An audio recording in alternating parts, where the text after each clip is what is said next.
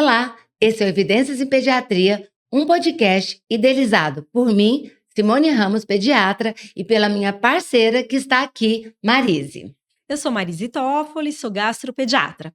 E nesse projeto, a gente pensou em fazer um podcast específico para vocês, pais, familiares e também profissionais da saúde e pediatras, em que a gente traz informações de saúde com base científica e atualizadas. Espero que vocês gostem.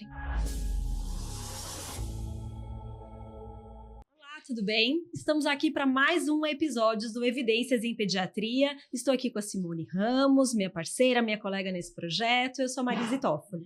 Hoje a gente vai começar a conversar sobre os cuidados da pele do bebê na infância e depois na adolescência.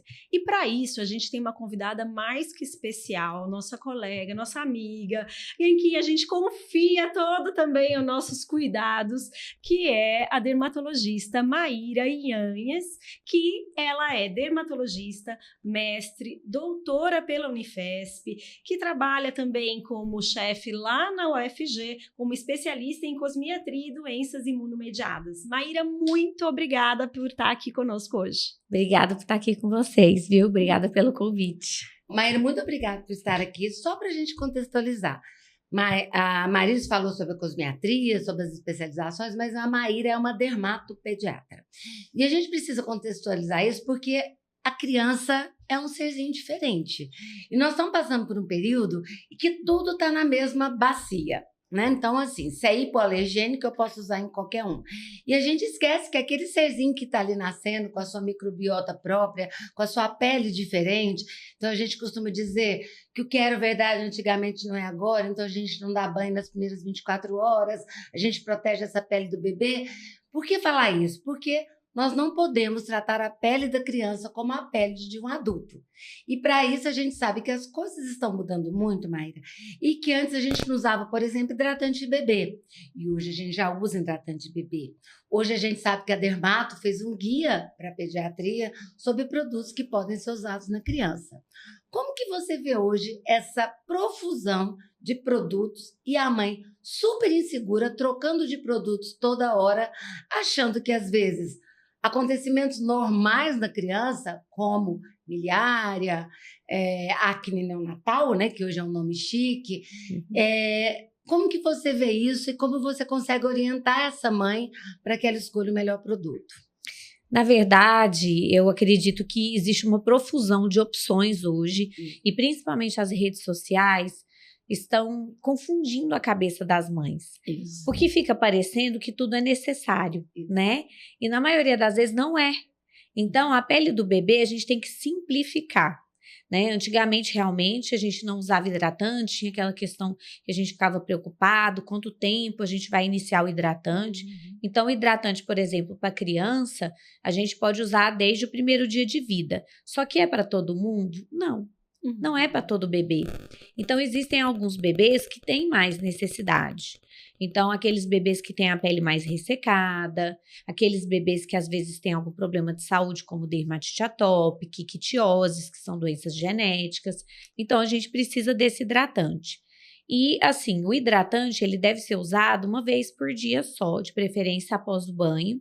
Mas um erro muito comum que eu vejo das mães, primeiro, é o excesso do banho na criança, porque a pele do bebê é uma pele muito sensível, não tem uma barreira cutânea muito bem desenvolvida. Então, tudo que você coloca naquela pele, fragrâncias, shampoo, sabonetes, tudo isso pode prejudicar. E o maior erro que eu estava falando é assim, primeiro, muitos banhos por dia, muito sabonete na criança e aquele banho de banheira. Então, a gente coloca, né, as mães colocam a criança na banheira, fica com aquele sabonete e depois pega a criança e enxuga, mas sem tirar o excesso do sabonete. Então, aquele sabonete, aquele sabão fica ali na pele da criança.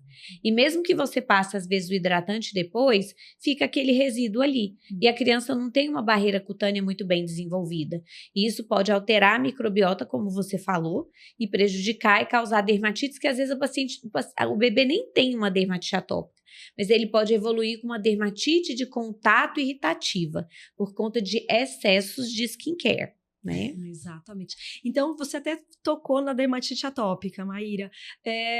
a criança que vem de uma família sabidamente alérgica, né? Seja dermatite atópica, seja rinite, seja asma, a gente sabe que esse bebê ele vai precisar de alguns cuidados até mesmo preventivos, não é isso? Isso. Então, assim, em 2014, o Eric Simpson, que é uma das pessoas mais importantes no mundo da dermatite atópica, ele publicou um estudo dizendo que hidratar a pele da criança no primeiro ano de vida preveniria a dermatite atópica.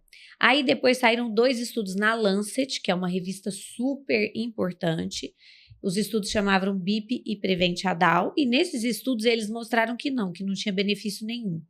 E aí a gente ficou naquela, nossa, mas será que hidrata, não hidrata?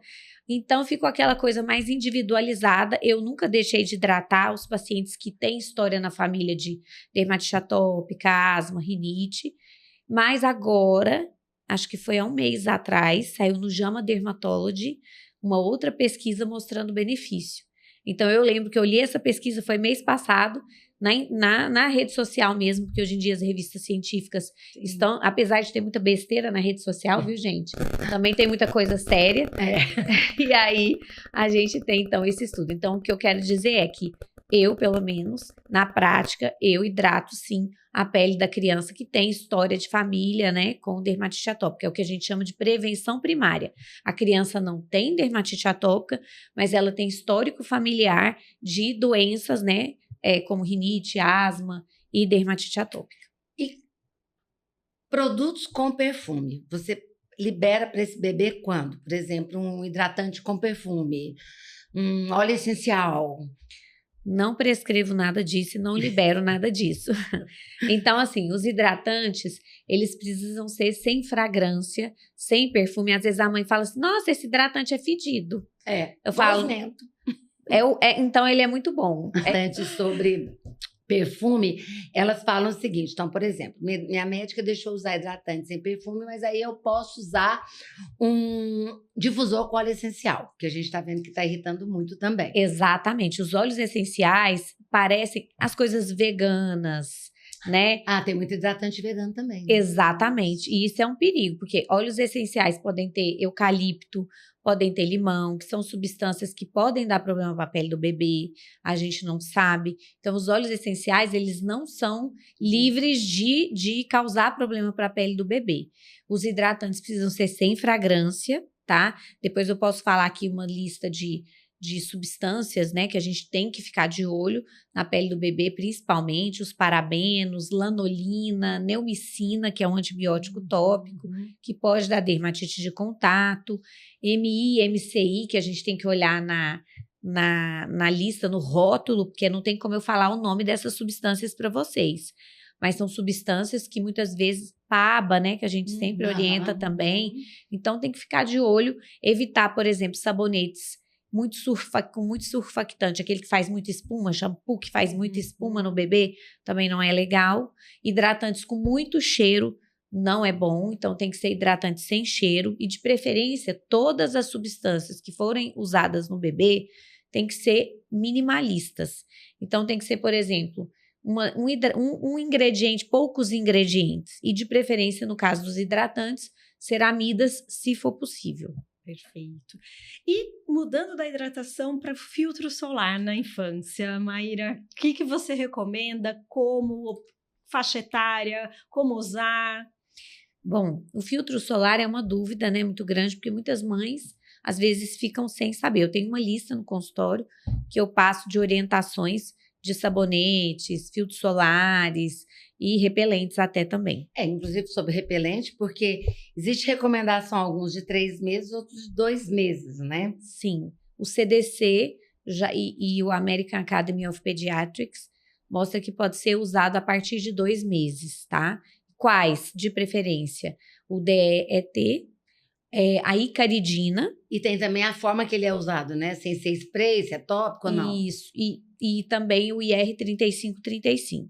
Aí tem o Mustela, repelente infantil sem conflito de interesse, tem o Exposes infantil, tem o Off infantil, então tem vários que têm essas substâncias que podem ser usados, mas de preferência, quando chega uma mãe no meu consultório perguntando, por exemplo, de repelente, eu vou falar que o ideal são as medidas físicas, igual no filtro solar. Então, apesar de ser 2, 3 meses, eu falo que o principal é você manter a criança coberta. Lógico que em Goiás a gente não tem essa possibilidade. Calor demais. Mas o ideal é que a gente mantenha a criança coberta, se for dormir mosquiteiro, né?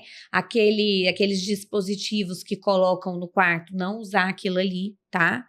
Que mais? De repelente, acho que é mais isso. Proteção física, mas óbvio que tem essas marcas que podem ser usadas. Agora, quanto à questão do filtro solar, o filtro solar, ele deve ser usado. Então, o bebê até 6 meses, ele deve usar barreira física. O que é isso? Chapéu, o carrinho tampado, né? Roupas para proteger. Se vai para a praia, tem que usar aquelas roupinhas com proteção ultravioleta. Então, não usar o filtro solar. Aí, depois dos 6 meses, existem filtros solares específicos para as crianças. E aí, tem muita mãe que às vezes fala, nossa, eu vou usar o filtro solar, toda vez que ele sai, eu vou usar filtro solar. Não tem necessidade, tá? Não há necessidade. Porque a gente coloca na receita do adulto, passar o filtro solar de 3 em 3 horas. Na criança, não. É só se for expor ao sol. Porque a criança precisa de vitamina D. Então, apesar da gente administrar a vitamina D oral, né? A gente não fala para o paciente ficar tomando sol, né? E usar o filtro solar toda hora. Criança, não. A gente usa quando vai para o sol. E aí, outro erro importante é a reaplicação. Porque às vezes você usa uma vez só e deixa a criança ali e acabou. Nossa, né? O filtro dura 3 anos, né, Maíra? Exatamente. Você não usou, né? Não usou, exatamente. E outra coisa também é que as crianças, elas têm muitas atividades na piscina, né? Na água. E aí, se for para água, tem que repor o filtro solar, não tem jeito. Me ficou uma dúvida aqui, eu quero tirar. Você falou a questão do banho. Então, o ideal é que depois que sai da banheira, eu enxago ele na água corrente, sem sabonete? Exatamente. O que eu falo? A minha orientação do banho é a seguinte: coloca o bebezinho na banheira, ele fica ali brincando, você limpa, assim, tudo que você quiser. O banho não pode ser muito demorado, também não pode ser uma água muito quente, porque senão resseca, né, a pele do bebê. Mas depois desse banho, no final, nos 5 minutos finais, 10 minutos finais, não sei quanto tempo ali, porque quanto mais fica, pior né, para ressecar. Aí você coloca um sabonete que é específico para a pele do bebê, né? Que a gente tem alguns, eu sempre receito os que são específicos para a dermatite atópica, mas mais mãos, pés e genitais. Então, usa mais mãos, pés e genitais, rapidinho, aí deixa o bebê em pé, pega um chuveirinho, tira aquele excesso do sabonete e aí enxuga o bebê. Ótimo, Perfeito. Excelente. Mas Quer a pergunta polêmica de bebê? pode fazer. Ixi, qual será? Todas agora são polêmicas. Lencinho umedecido. Existe muita conversa em torno dele. E existe a conversa também, agora mesmo nós tivemos um pediatra aqui, que falou pra gente, por exemplo, agora mesmo nós vamos ter esse assunto do skincare, mas eu falei que tá tendo muito skincare com algodãozinho com água, e ela falou que a gente não põe algodão no olho de jeito nenhum. Que esse algodão para fazer skincare pode irritar o olho, dar conjuntivite, etc e tal. Então, que no olho a gente não usa nada, a gente deixa o olho quieto. Mas essa questão de não usar o lencinho no bebê, leva muita mãe a usar algodão com água. O que você fala para essa mãe para ela higienizar? Se ela está na rua, no pediatra, porque elas não podem ficar muito saracoteando, né? Nos shoppings, então só nas visitas básicas. O que ela vai usar ali sem ser água corrente para limpar o bebê? O algodãozinho com água corrente. Mesmo que o algodãozinho deixe um restinho ali? Não, no olho não tem problema. No olho, né? Na genitália pode usar tranquilamente. Agora, o grande problema, né, que a gente vê do lenço é que ele contém algumas substâncias que causam irritação. Se não me engano, essa MI/MCI, que é a substância que está no lenço, inclusive, né? Então, por isso pode dar uma dermatite de contato no bebê. E outra coisa importante é que, assim, quando a gente tem as dermatites de fralda, né, que é o bebê que fica com aquela região ali irritada, na maioria das vezes, 80% dos casos, é uma dermatite de contato irritativa pelo excesso de contato da urina e das fezes do bebê com a pele. Você imagina se você fica com a, sei lá, com a calcinha, com a cueca suja, com urina e com fezes o dia inteiro. Ou por muito tempo. E o bebê que tem uma pele muito fina. Então, aquilo ali vai irritar. Se irrita o adulto, imagina o bebê que tem a pele muito fina, né? Certinho. Perfeito. Então, para a gente encerrar esse Primeiro bloco, bloco. que é sobre essa parte dessa faixa etária. Maíra, você queria deixar alguma dica, alguma O que você falaria fala? para a mãe? Menos é mais. Perfeito! Perfeito. Nessa faixa etária, com certeza, menos é mais. Maíra, obrigada por estar conosco mais uma vez. Simone. Espero que vocês tenham gostado. Esse foi mais um episódio de Evidências em Pediatria. Teremos vários com a doutora Maíra falando sobre pele da criança e do bebê. Deixem suas dicas, vamos deixar as referências para que vocês possam ter sempre informação de qualidade. Um abraço.